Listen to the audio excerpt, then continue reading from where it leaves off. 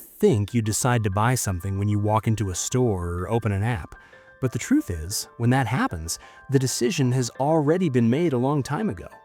Consumption doesn't begin in the shopping cart, it begins in the mind, and more specifically, in emotions.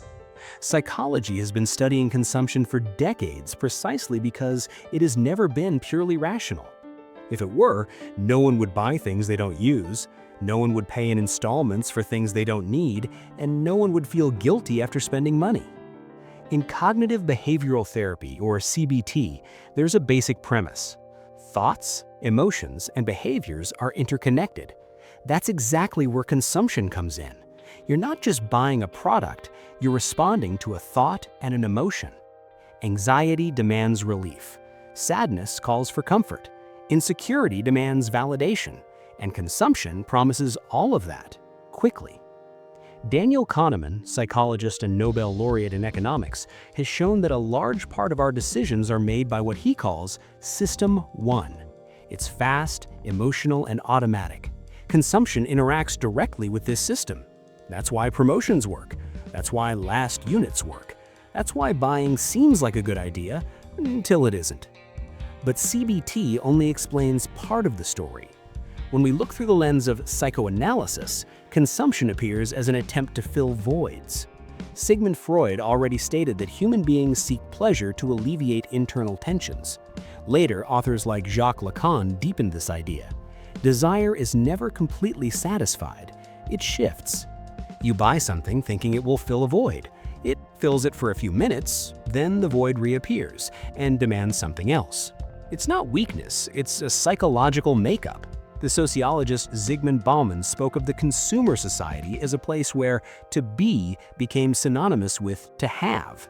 You're not just buying a product, you're buying belonging, status, a narrative. The question, who am I, is now answered by what I consume. This explains why so many financial decisions are not about utility but about image. Clothes, cell phones, travel, experiences. Consumption becomes a way of telling the world, and yourself, that you have value. And that's where a crucial point comes in. Consumption begins to function as an emotional regulator.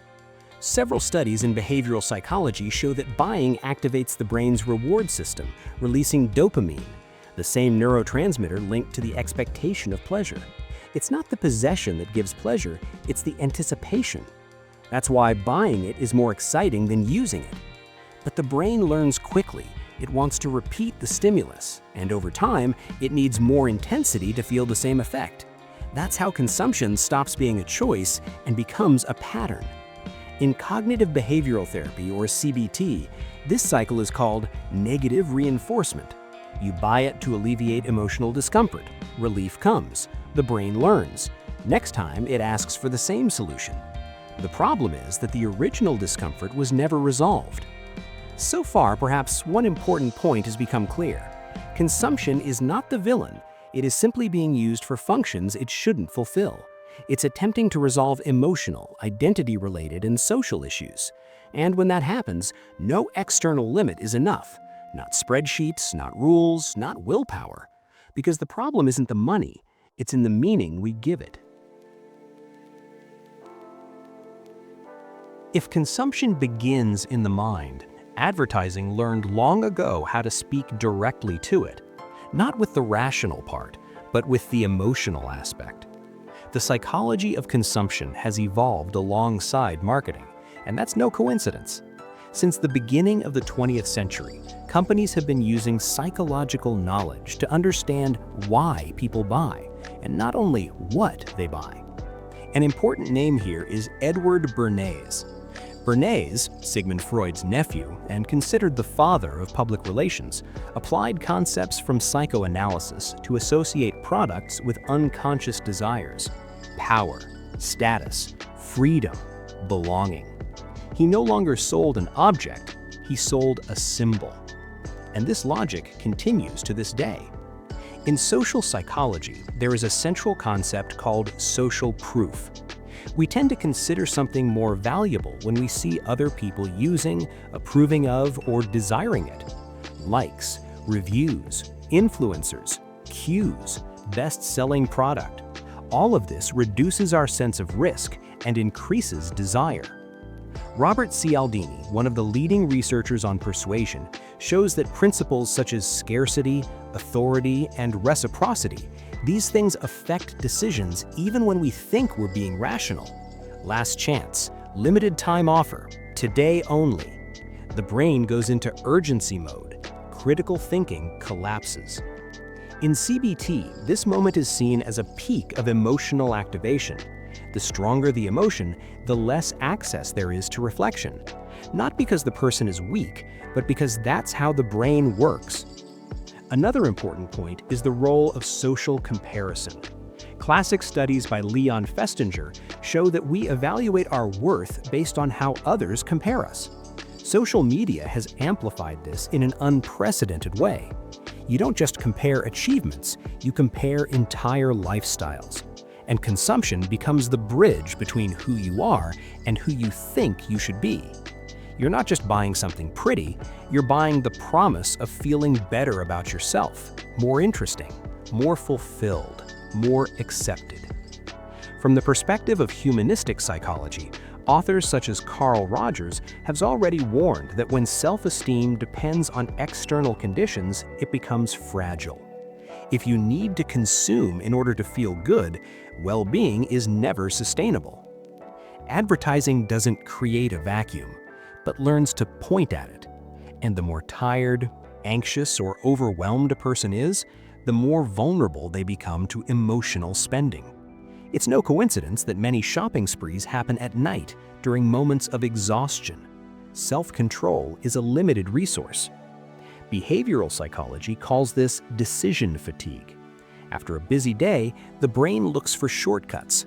Shopping becomes an emotional shortcut. And that's where the great illusion arises, that the problem lies in a lack of individual discipline, when in fact there is an entire system designed to capture attention, desire, and impulse. Understanding this doesn't mean portraying yourself as a victim. It's about regaining power. Because when you understand the triggers, they don't disappear, but they lose their power. You begin to realize when the desire isn't yours but induced, when the urgency is manufactured, when the comparison isn't fair. And that opens the door to a more mature question. Does this serve my life or just my impulses? Up to this point, it has become clear that consumption is not just an economic choice. It can become an emotional strategy. And it is precisely here that clinical psychology becomes most relevant. In therapeutic practice, especially in cognitive behavioral therapy, excessive consumption often appears as a form of emotional regulation. People don't buy because they want something. They buy because they want to stop feeling something. Anxiety, loneliness, tiredness, feeling of inadequacy. The act of buying creates a temporary pause in this discomfort. The brain receives dopamine, the tension decreases, and for a few moments, everything seems under control. But this relief is lifelong, and when it passes, something familiar comes: guilt, regret, frustration. CBT describes this as a classic cycle: uncomfortable emotion, impulsive behavior, momentary relief, negative consequence, more uncomfortable emotion. The more this cycle repeats, the more automatic it becomes. But this reading is not exclusive to CBT. In psychodynamic psychology, compulsive consumption is understood as an attempt to cope with unresolved internal conflicts. It's not the object that matters, but what it symbolizes: security, love, control, recognition. In neuropsychology, this shows that in intense emotional states, the prefrontal cortex, responsible for planning and self-control, loses strength. More primitive areas of the brain, linked to survival and reward, take over. In other words, at certain times, willpower is simply not available. This completely changes how we view excessive consumption, not as a moral failing, but as a sign that something is not being taken care of another way. Studies published in journals such as Journal of Consumer Research show that people with clearer personal values tend to consume more consciously and feel less guilt after a purchase, not because they buy less, but because they buy with consistency. And here we enter a central point of humanistic and existential psychology. Authors such as Viktor Frankl, as they say, emptiness isn't filled with pleasure, but with meaning. When consumption tries to take the place of meaning, it fails, always. Mature consumption habits begin when you learn to listen to your impulses instead of obeying them. Ask yourself, what am I trying to resolve with this purchase? What do I really need right now? Sometimes it's not a product, it's a time for rest. That's the limit. It's about connection. It's intentional.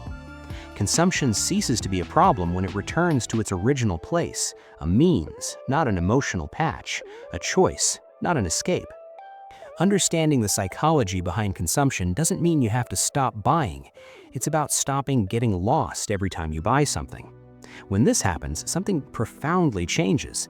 Money ceases to be anesthesia and it becomes a tool. And that is a clear sign of psychological maturity. If this video helped you see consumption in a more conscious way, please leave a like. It really helps the channel grow.